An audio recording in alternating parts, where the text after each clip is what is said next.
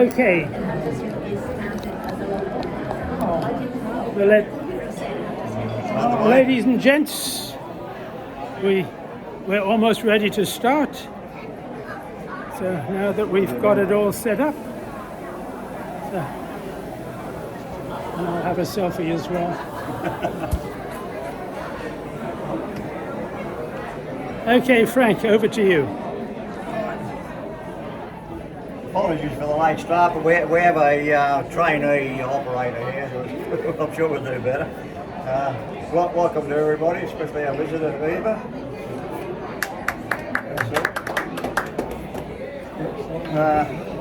Welcome to our meeting 1249 on Sunday the 8th of June here at Chatswood. We have apologies from David Mee, Matthew Lloyd, Les Carlisle, Colin Fitchport, Ron Bolden, Joe Detling, Robert Tonner and Murray Brad. Does anyone else know of anyone else? Thank you. Our next month's meeting is on Monday. George, this is for you. The next meeting is Monday the 8th of July at Noble Numismatics at 7:30 p.m. Jim Noble will do the usual, show us the highlights of his up-and-coming auction. Our auction, number 56, has been delayed for 2 weeks. It's now due to close on Thursday the 18th of July. Westpac and all banks now have to update information on the customers. We've had to update Tony and Rod's information on their files. President David Mee also has to update his information with the bank. As Treasurer, once again speaking for Rod, as Treasurer I have had to answer a lot of other information. Luckily it will not have to be repeated for another 5 years. Do we have any other general business anyone wants to raise? Happy? Sorry about the venue, we're struggling to do something about it, but we're not how we go. As you're well aware, today's topic is Italy. Who has something to show? Rod? Peter? George, you got something to show? Yes, George has something to show. Steve? Tony? No, I've got something to show. You want to start, Peter? You want to start? You want to be first up? No? Okay. I'll be first up. Okay, Rod will be first up. Then you, George? You're next. Okay, I brought along a few Italian bimetallics to show.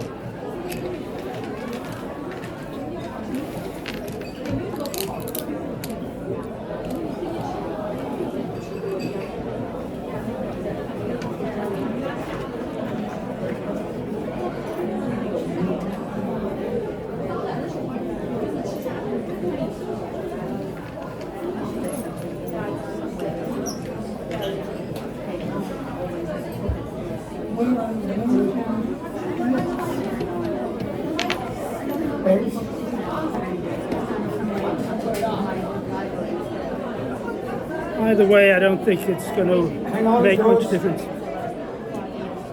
George, is this finder's keepers? Finder's keepers? Okay, this is Italy. This is an Italian 500 lira from 1982.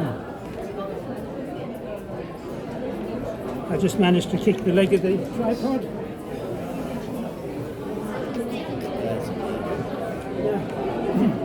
1982. You're seeing all that stuff. Anyway, you see it's actually taking the sound this time. So last month when we recorded there was no sound, so I couldn't make a YouTube video of the meeting. This time there is sound. So this was the 500 lira of 1982, and 1982 was the first year for the bimetallic 500 lira. That was the design. There's a little fountain there in Rome, the little statuette. And they used this same coin for a long, long time. So the same design was used every year. So when you collected those, there wasn't much variety. The only change was the date. But after Italy started the bimetallics, the French and quite a few others also started bimetallics, and today the 1 and 2 euros are bimetallic. But the Italians started it all. The Mint of Rome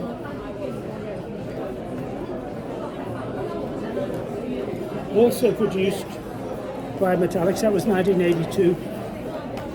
In 1983, they produced bimetallics not only for Italy, but for San Marino. So you have this San Marino coat of arms there. And on the other side, there's one of the designs, the 500 lira, and obviously some significance of the 3 horses on the San Marino. Also, they produced it for the Vatican.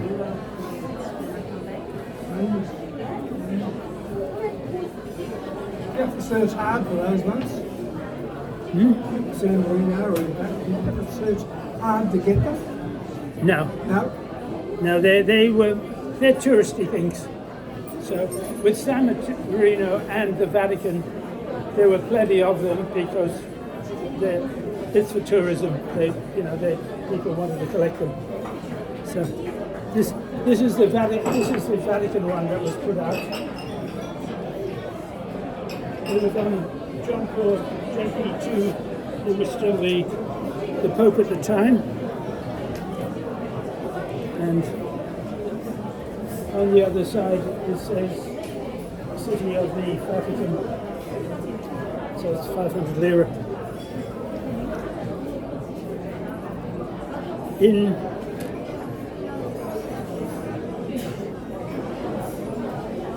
Got myself a bit back to front. There's that was 1983, that Vatican one. And this is the 1982 Vatican 500 lira.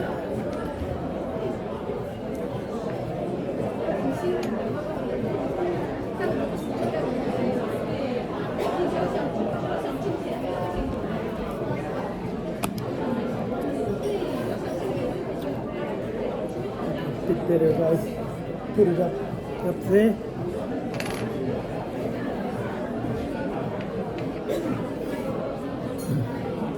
So again, that's John Paul II.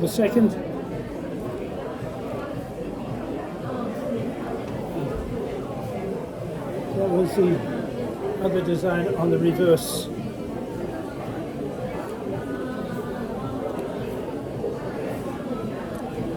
This one is the San Marino,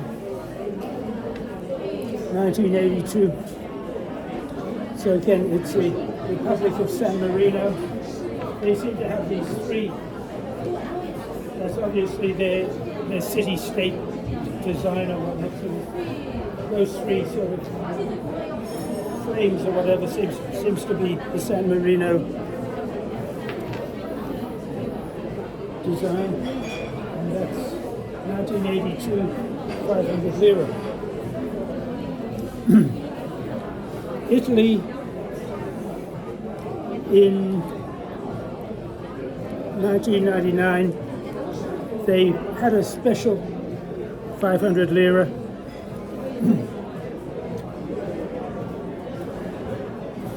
which was for the sort of centenary of some parliamentary union. So it was a special that was put out for their parliamentary union and on the reverse was the face of Italia. In 1997, they put out a 100 lira coin.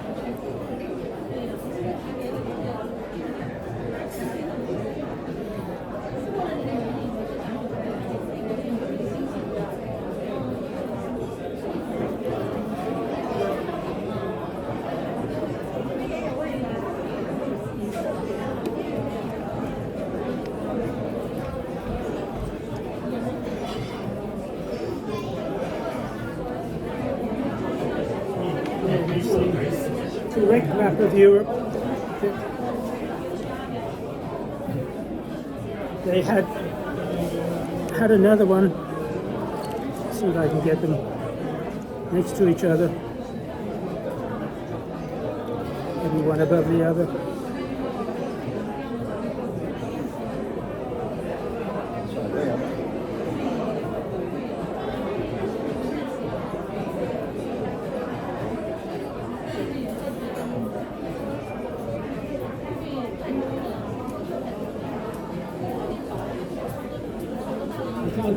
I can't point it out at the present moment where the incorrect map of Europe was, but there is a slight difference in the two.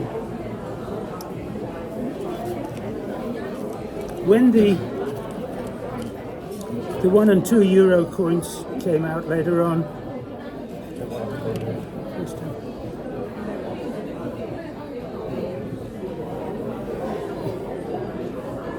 in 2002, they had the euro started. I should have brought some along. But initially, when they put the whole maps of Europe in, they left Norway out.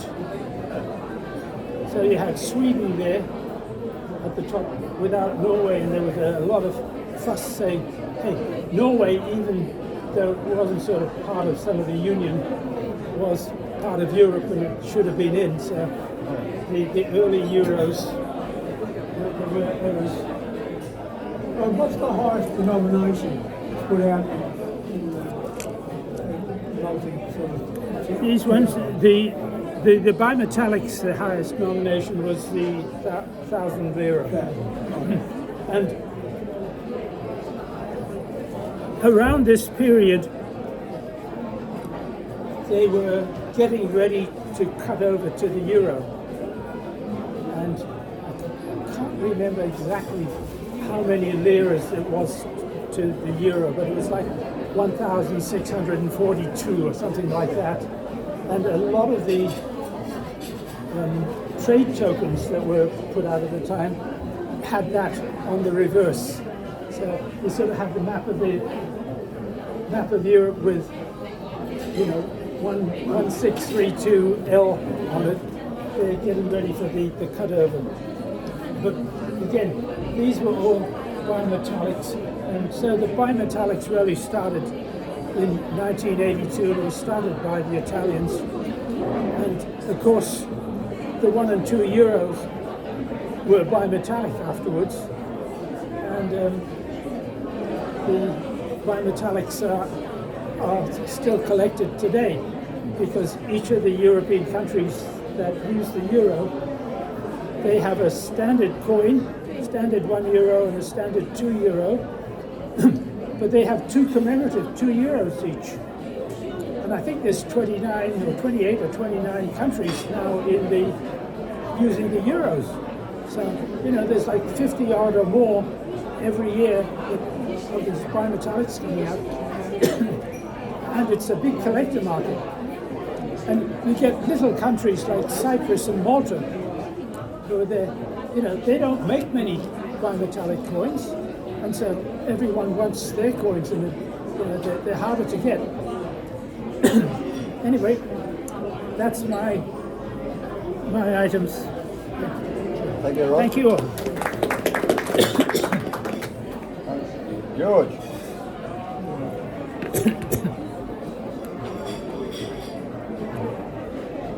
Do you want me to show the coins and you can talk about them? Yeah. Which one do you want to start with? Start off with The top row?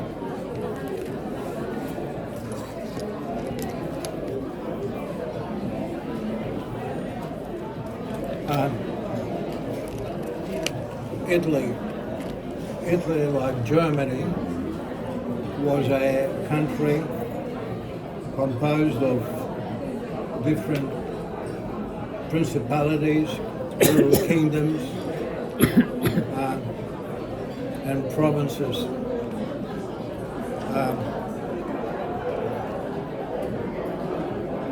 The unification of it came in under Victor Emmanuel II. Victor Emmanuel II, we have a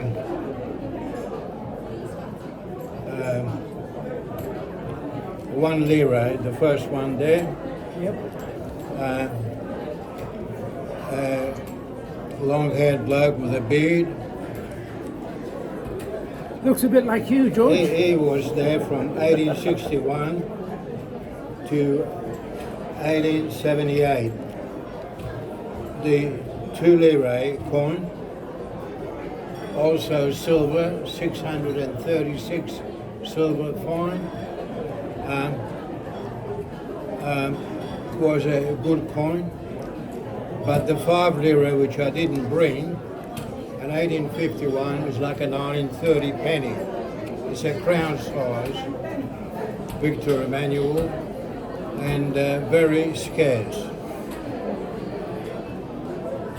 After Victor Emmanuel II came a bloke, which is a big copper coin, which was Umberto, King Umberto I. He was only there for 28 years,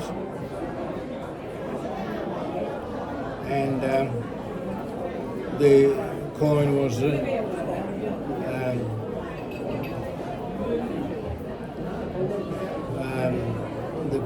only 10 centissimi, 10 cents.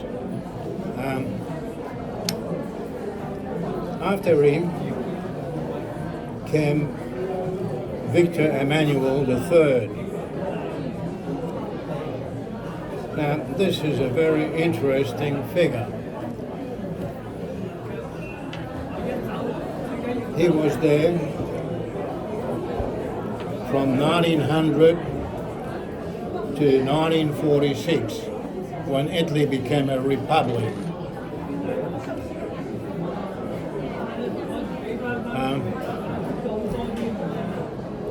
He was an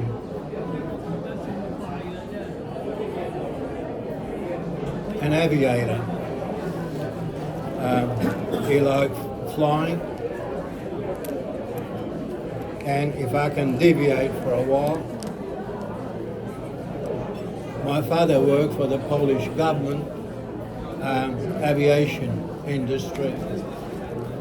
He had a French Paris University degree in aeronautical engineering, which was one of the first courses in those days. And he was working on retractable undercarriage. Instead of hydraulics, in those days he was using compressed air.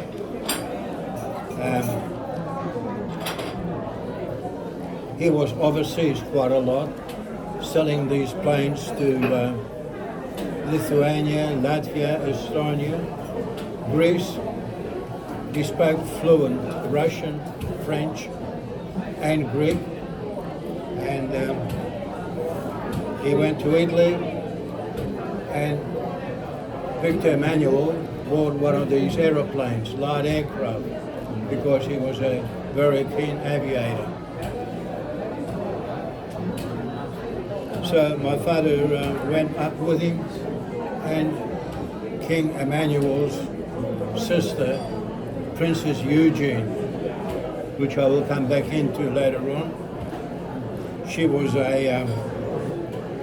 later on she became the big shot in the world of the Red Cross. There was no NATO or anything like that in those days. The Red Cross was the big thing. Under the reign of Victor Emmanuel III, a certain gentleman, El Duce Mussolini, came into power. And with his military flair, he swung Italy into a tripartite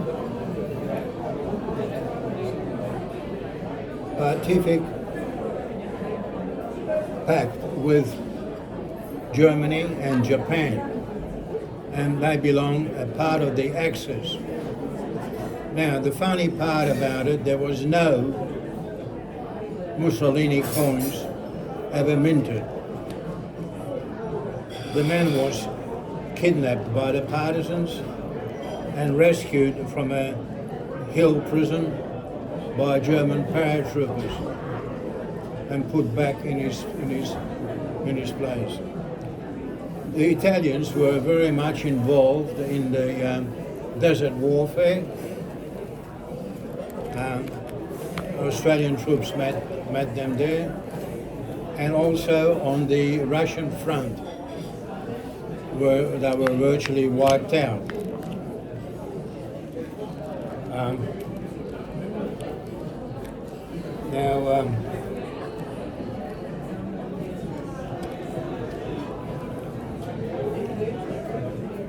Under Mussolini's power,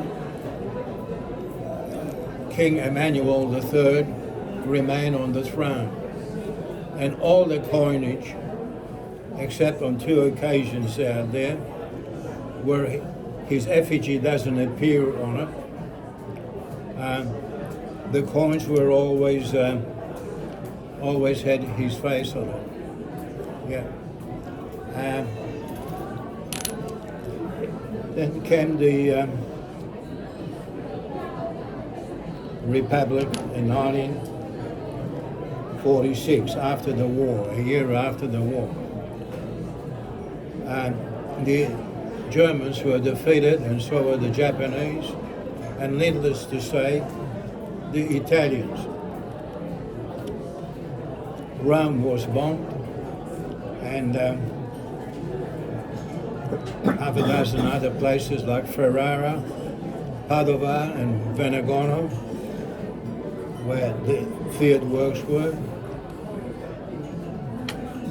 And Mussolini was caught, or not caught, but he was taken out of his premises and strung up by the partisans in 1945. And that was the end of Enrico Mussolini.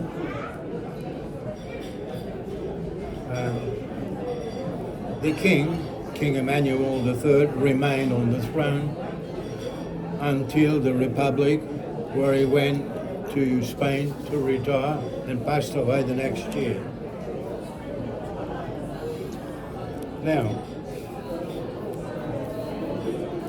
if I can deviate for a while, I was born in Warsaw, Poland in 1937. I was bombed out by the Germans in 1939. My father was overseas during that period, and he went to Princess Stephanie in Italy and asked her for a visa, a passport, a Red Cross passport for my wife and the 2 boys. I was the younger. Very, very much to the disappointment and anger of a certain Gestapo agent, Mr. Ludwig Zimmermann, that I visited 20 years later in West Germany, in Bavaria, at a place called Bad Tolz. We left Poland and made our way to Greece. That was 1940. That's when Mussolini signed the pact with the Germans, or a couple of months before that, and we were in Salonika, Greece, when the Italians came over and bombed Salonika because it has small ships in the harbour. My mother gave some money to the landlord who lived in number 1, who lived in number 11. He got a direct hit from one of the Italian bombs, and we went the next day to the wharves to see if we can get a boat to a neutral country called Turkey. There was a bloke with a donkey and 3 goats and a couple of boxes of chooks on board. An Australian soldier who was there kicked the bloke out and put us in. And we went to Turkey, Ankara, Turkey, where I spent 6 years because it was a neutral country. And that's why my father joined us there, and that's where virtually my school days started. 2 years in a French school and 2 years in a Turkish school.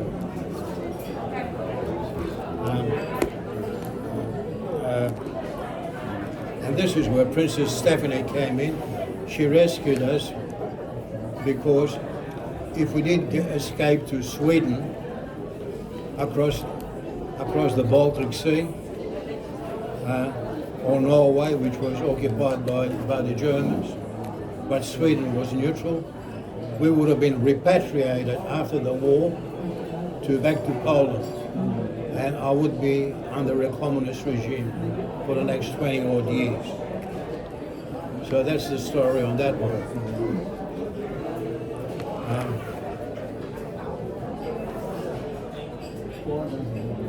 In the mid-60s, following my addiction, I went to Europe, to West Germany, for a competition. And instead of staying there for the fortnight, I ended up staying there for 6 years. Worked in London and Southampton, Dibden, Purley in Hampshire. I worked in Paris, France, and Strasbourg, where I spent 2 years in France. I worked in Germany, West Germany, in Wiesbaden, Mainz, and Frankfurt.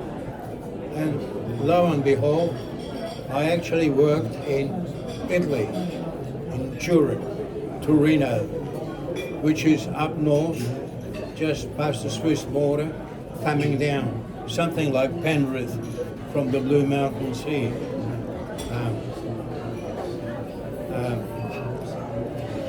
I joined the coin club in Torino the first time I was there, and I went to the office and I told the girl that I was an Australian and I spoke Italian and understood.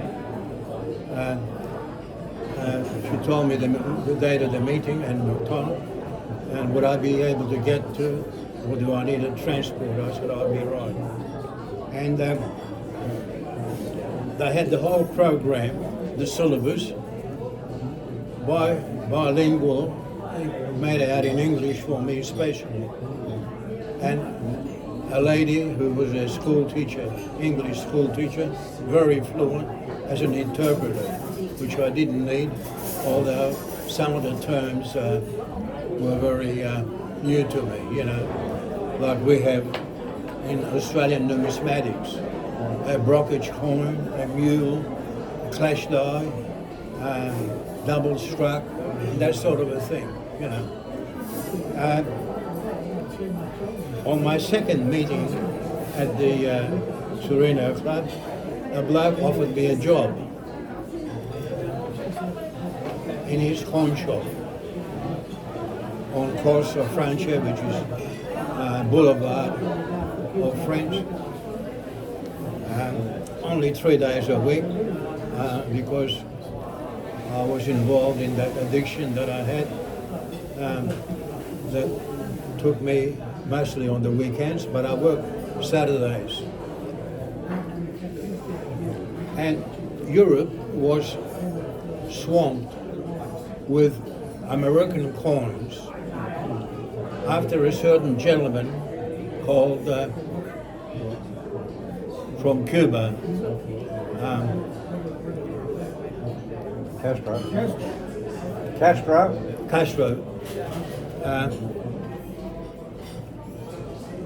He annexed everything American in Cuba and kicked the Yanks out, which was virtually like an American colony. And the banks were chock-a-block full of very old American coins. Silver dollars, Morgan, peace dollars, coronet coins, barber coins, seated liberty, dimes, quarters, etc. And with an American actor called Clint Eastwood, who made a few cowboy movies for a few dollars more and a silver dollar. The American coins were very popular, and believe it or not, a lot of Americans came to Italy to buy up their coins. So that's why I was very handy in the shop, and put a nice set away myself of American coins. And I worked at a casino, San Remo, which is just about 80 miles or about 120 kilometers from Turin. I worked there for a few weeks, for a few months, and I gave Italy away and came back. While in Italy, I went to the banks. I spoke to you about it at a last meeting or one previous meeting, buying certain coins, sovereigns, from banks. These sovereigns were Sydney Mint, Australia reverse.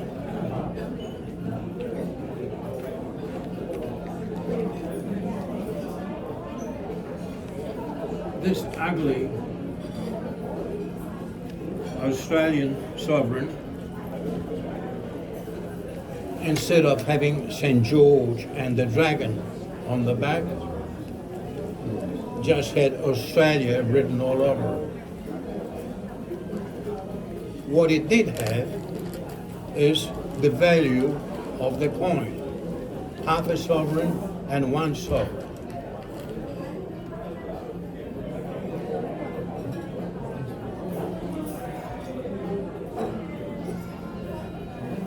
So what I did in Italy and the rest of Europe was going around the banks buying these for two dealers here in Australia. With the Commonwealth Bank in London, on the Strand at Australia House. They would forward me the money, the cash, and I would be doing the purchasing and expediting the coins through the bank.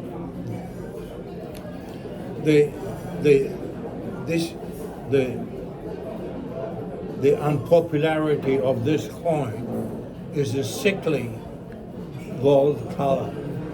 It's composed of gold and silver, 92.5% gold, which is 22 carat, 91.67 purity, and the rest is silver. On every other sovereign, comparison to this one is a richer gold color, and because it has copper in it, not silver. Now, the Italian farmer who had a good at a good year would go to the bank and buy up Swiss francs, American $10 if you could get them, or 20. But sovereigns were the best because they were 22 carat. They were more than 900 fine. They were 91.67 fine. So that would be by sovereigns. I tried to explain them at the meeting that actually the Australian sovereigns were more valuable because they were scarcer and minted in lower numbers and only for 15 years. But the peasant farmer who would put his cash into gold, which they all did in Europe, would not touch these. And that's where I got onto a lot of Sydney Mint Australia reverse sovereigns. I did the same thing here in Australia when people started handing over $200. In 1968, the price of gold was $86.30. Today, it's at one stage, a couple of months ago, was short of 4.5 grand. Your $200 coins that we all bought because that was the first Australian gold coin for decades, and the value of the gold in it was only $168. So people started handing them in. A lady, my partner, on a Wednesday night in Canasta, working for a Commonwealth Bank at Pymble, not too far from here, told me about the coins. She said, we got 2 handed in. I came over and bought them. I never stopped. Went to a place called Umina, which is not far from Woy Woy, where I live, on the Central Coast. Went to the St. George Bank, which is no longer there. And the manager has said to me, I've got the full set of uncirculated coins in here. I said, how did you get them? A lady brought them in and she said they weren't doing anything for them. At $200 each. And there was 15 in a set, and she had 17 of them.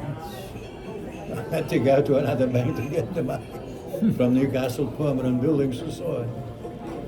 And to me, they're a beautiful coin and some of the scarcest gold coins that you can get today, especially the last few that were melted down. There was only 3,000 of them minted, and quite a few of them were melted down. A friend of mine called Frank Skalski was a bullion coordinator for Perth and Sydney Mints, and he said they employed a casual to open up the proof boxes and take the coins and break the casings and cut them out You're off topic, George.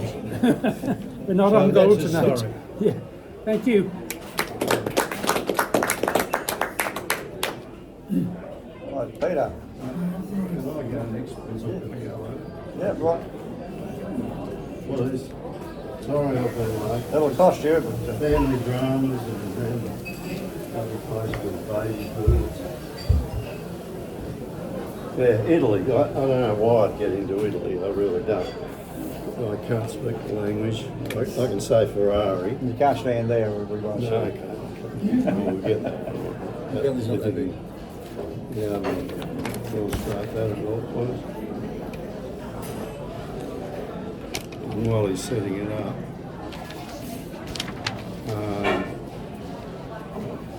this is a cheque for a Luigi Bizzozero.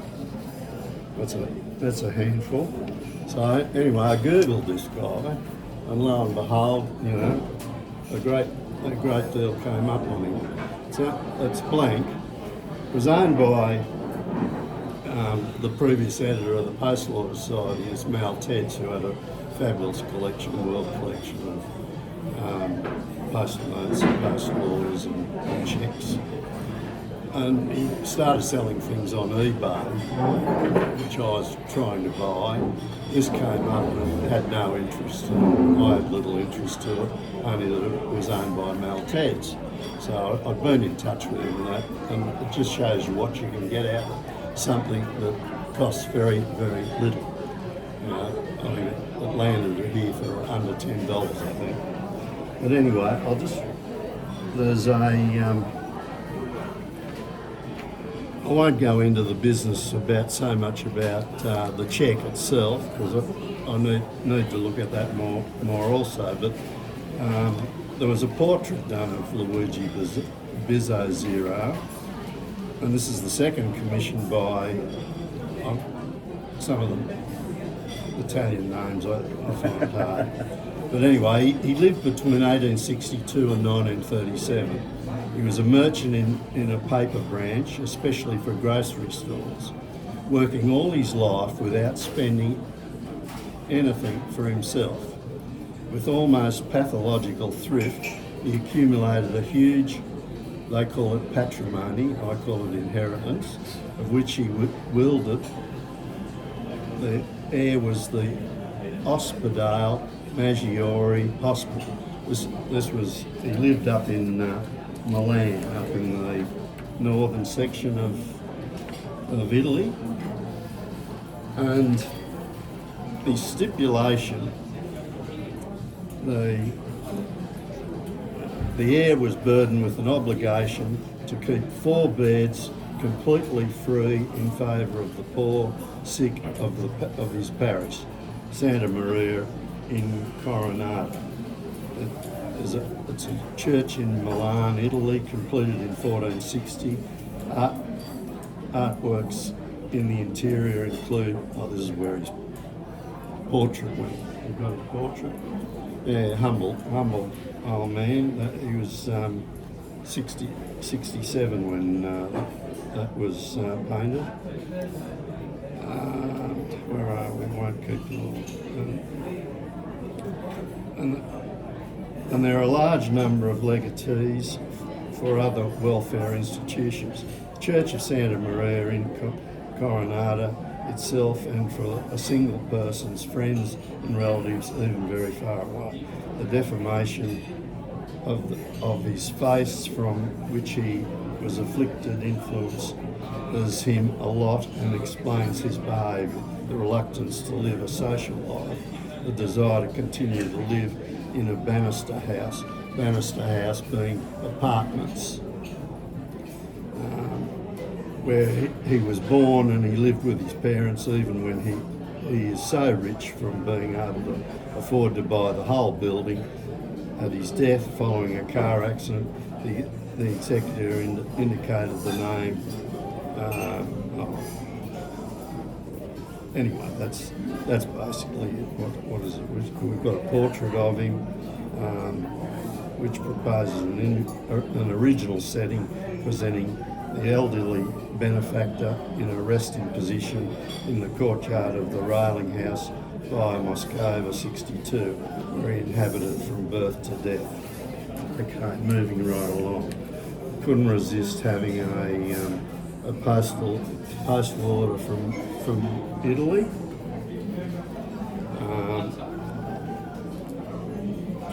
I'm spending a bit of time because I've fallen for the French Bondi posts. They're more postal orders, but everything's in French. So I'm getting it on the computer now, and you can get it nicely translated.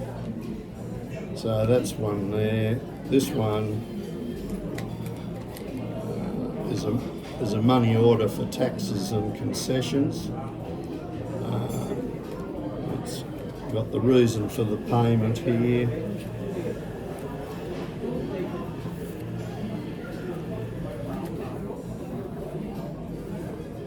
what I like about it, but you probably can't see it, there's an impression done with a seal. Just there.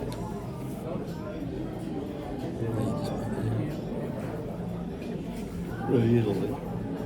Then of course, changing it a little bit more, what on earth with Italy being on the agenda, how can I get away with showing a British postal order? Well, there we go, the British postal order. I'm going to have to read some of that, sorry. But it was grabbed by, what got me was the stamping, the issuing stamp, NZAPO KW5. I asked John in at Nobles, no, he had no recollection of it and didn't know the books to look at. I went to a New Zealand people, no, they didn't know anything about what KW5 was. But I got onto a museum and got some replies from them, and they where is it?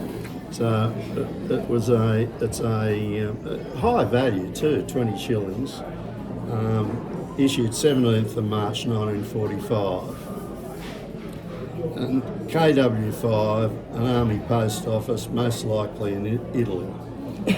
Rather tatty condition was nevertheless a rare example of the highest denomination permitted to be issued by New Zealand, yet not payable in New Zealand. They weren't payable in New Zealand because they'd be then in competition with their own postal orders or postal notes, and commission went back to England with the issue of these ones. But anyway, tracked it down, and I'm convinced it was issued in Italy. KW5 was a New Zealand military post office. The listing shows at Amira. Does Amira come up on there at all? Was a no, it won't show it on that one. Amira was a transit camp in Egypt, just outside Alexandria. But the New Zealand Division, 2nd New Zealand, known as the Maori Battalion, sailed to Italy from Egypt in October 1943. There was a British post office that used KW17, indicating KW5 was an independent military post office. These are the scenes because this New Zealand battalion ended up from 1943 moving up right through Italy and finished off right up the top by the end of the war in 1945.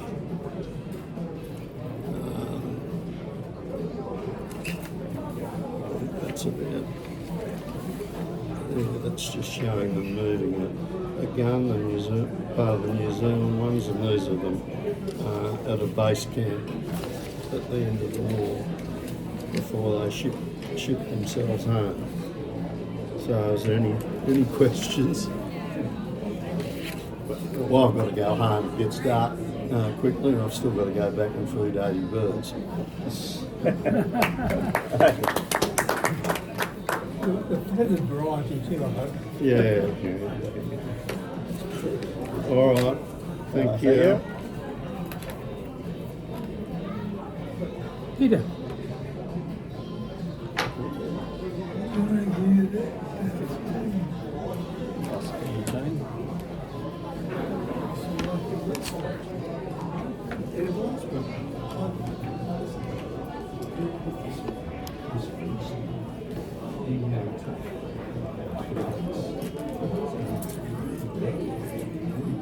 You showed me these out?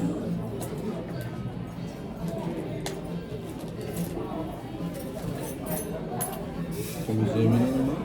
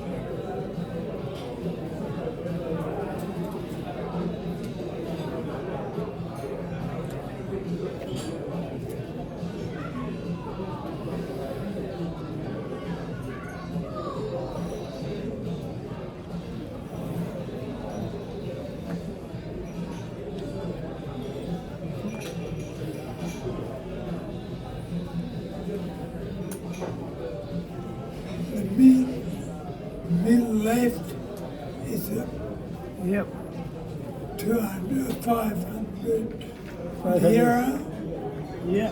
one metallic. What year was that one? 89. I went to Italy in 1990. 1990.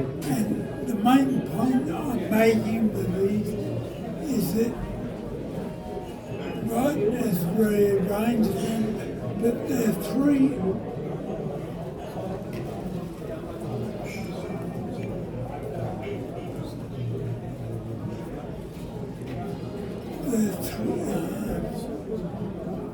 the middle three vertically are all the same.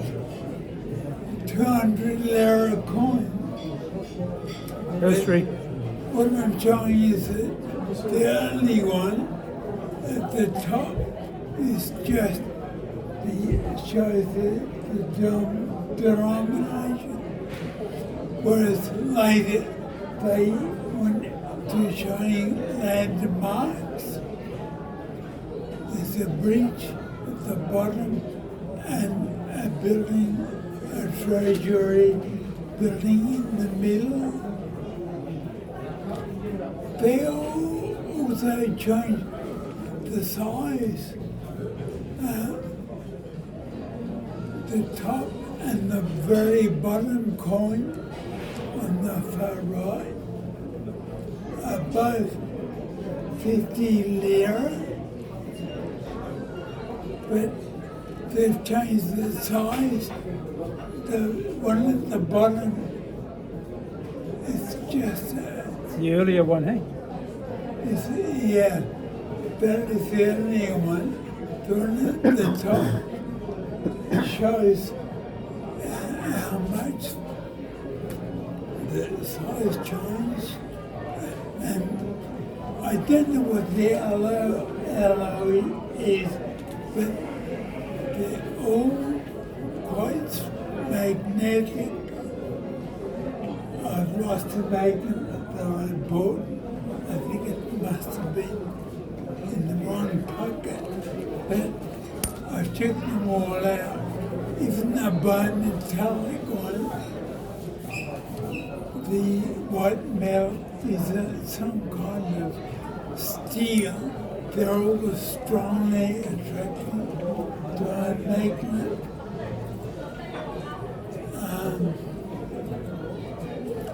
The large one on the far right is a 100 lira coin. I don't know if they made a smaller version of that, but I don't have it. But I guess they did, because so that was the point I was making. That I look on eBay to try and research it, and all they show is the videos of them and pictures of them, but no information at all. They just trying to sell them. So all I learned was that you can go broke buying Italian coins, but I couldn't get any detailed information. So that is the story.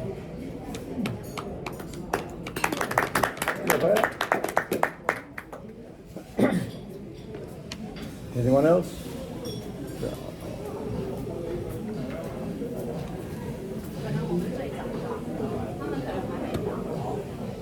Stuff on that one.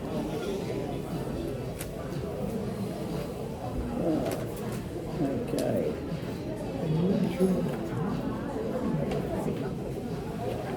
First one I have was the 10 Centesimo, 1895. On there we have the profile of Umberto, Ranieri, Carlo, Emmanuel, Giovanni, Maria, Fernando, Eugenio, Eusebio. In other words, Bob. Victor Emmanuel II.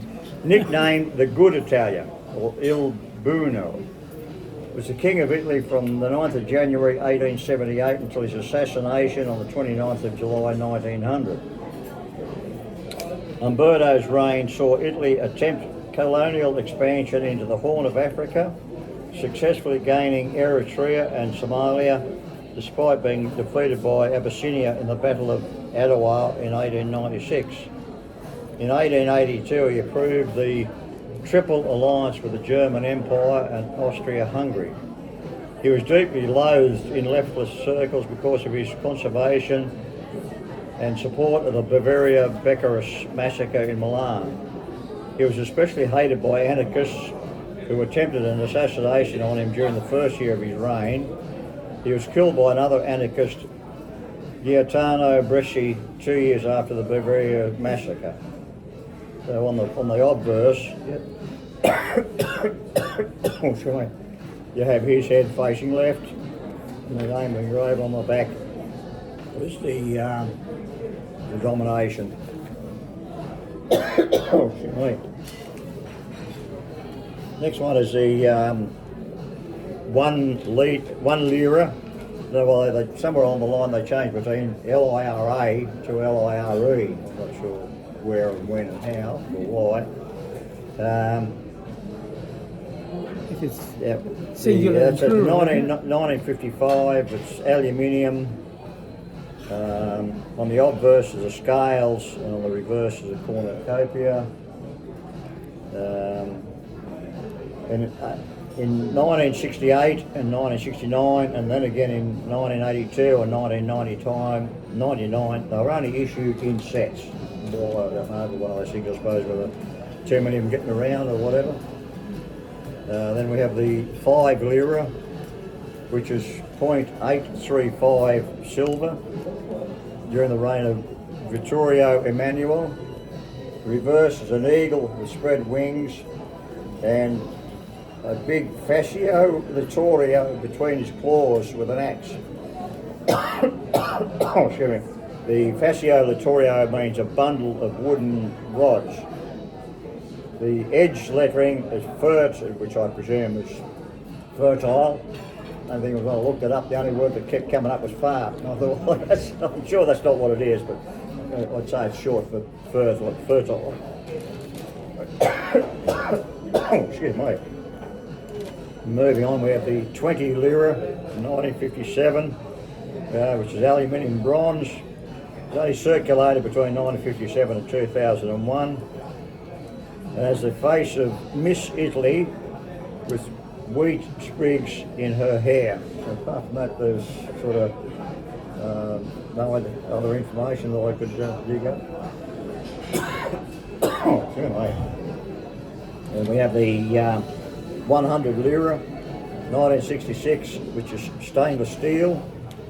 The obverse is a laureate head with no name.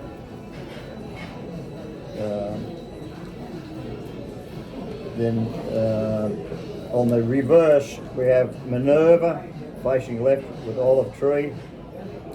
Minerva was worshipped and eventually became equated with the Greek goddess Athena. She also became a goddess of battle. that's that one, is it? Oh, excuse me. That's that coin? Yeah. Then we have the 500 lira from 1960, which is the date is on the rim, and that's 8.35 silver. There you go. Just a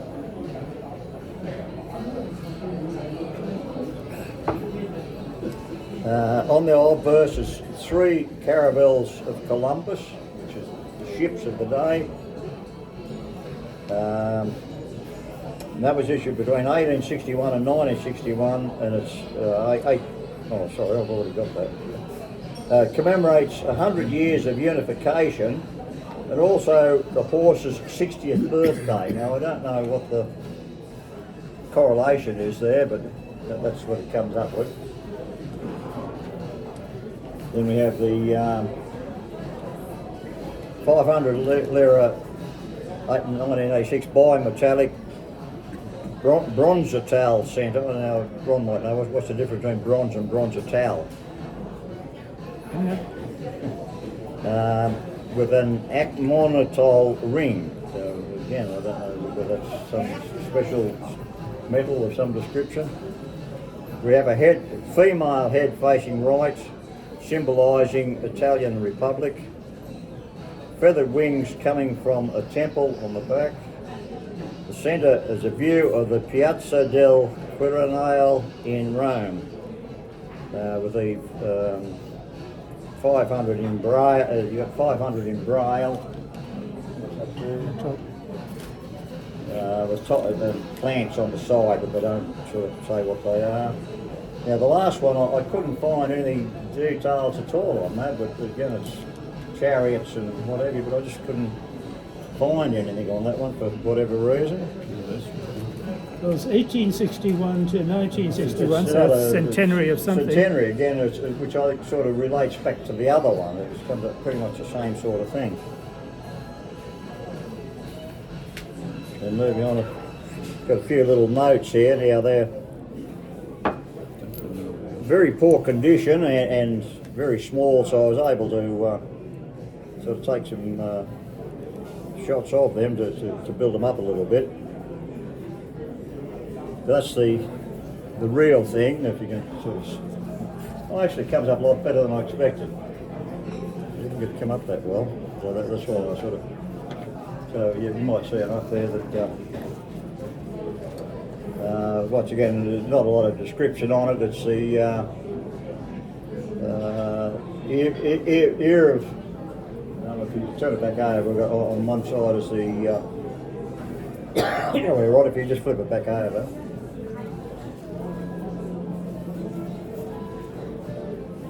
Just shows the an ear of Durham wheat and the fascist symbol on the side. Now I don't know what the interpretation of the fascist symbol might be, but those a bit more into history might be able to come up with something there. Those were the rods we were talking about.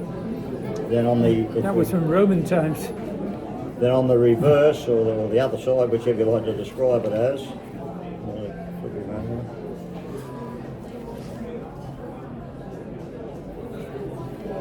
You just have the denomination and the photo there of the Emperor Augustus. You know, I didn't look up what where he fits into the picture, but he's obviously there somewhere along the line. Oh, excuse me.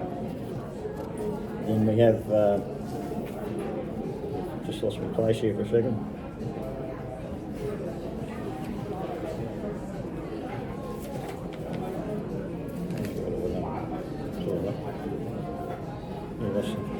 We have a 2 lira or 2 lira.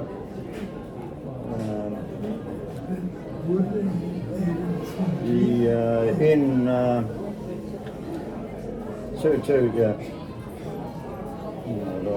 sorry, I've lost my place here.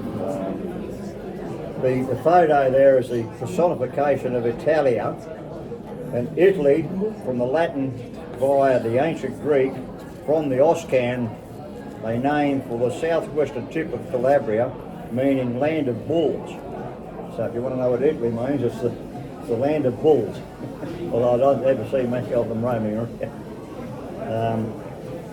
And Oscans is an extinct Indo-European language. Then on the reverse you just have the denomination again. And in the middle it's the Department of Treasury State Ticket Legal Tender 2 lira. Then we have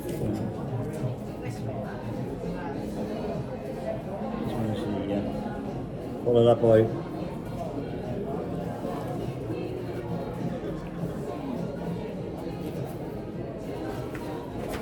well, it's 10 lira.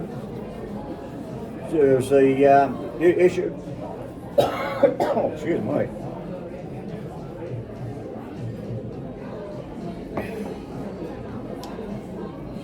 The AM or Allied military currency or lira was the currency that was put in circulation in Italy after the landing at Sicily on the 9th, between the 9th and 10th of July 1943.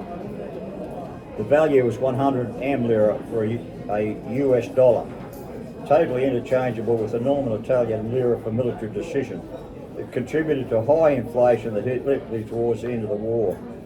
Now, I'm assuming these, because they're so small and what have you, and being issued at that time, it probably had something to do with the shortage of paper and whatever at the time, so they wouldn't have been producing the bigger notes.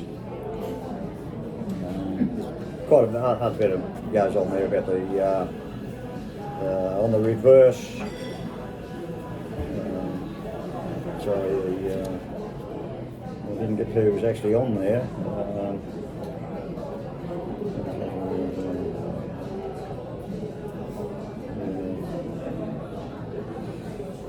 The reverse of all the banknotes read in English, the four freedoms, enshrined in the four freedoms speech. I'm not quite sure what that was about. Oh, excuse me, again. And we followed up, but unfortunately this is only part of a 1,000 lira note, but it's so this is where the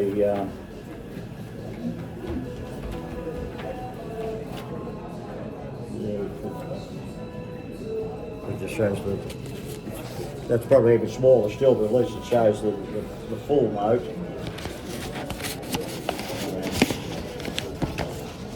And all we've got on that is the 1,000 lira. Let me just take it back again. We have It's only 600 lira now. Marco Polo on the front, and the reverse is the facade of the Doge's Palace in Venice at the bottom of vertical format. So once again, because it's missing that, you're not getting the full story there. And we have.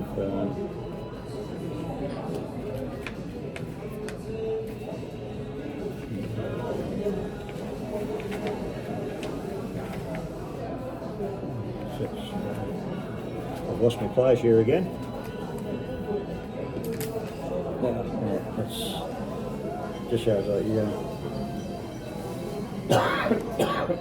oh, shit, mate.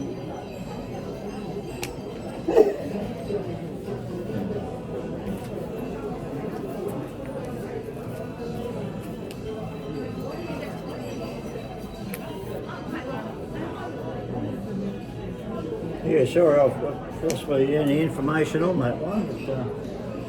But, again, it's got an expiry date on it, so once again, it's one of those that was issued during the war. That's all I've got on that. It's not, doesn't say a lot. Apart from allied military currency. Once again, the freedom of speech. That's all I have. Thank you.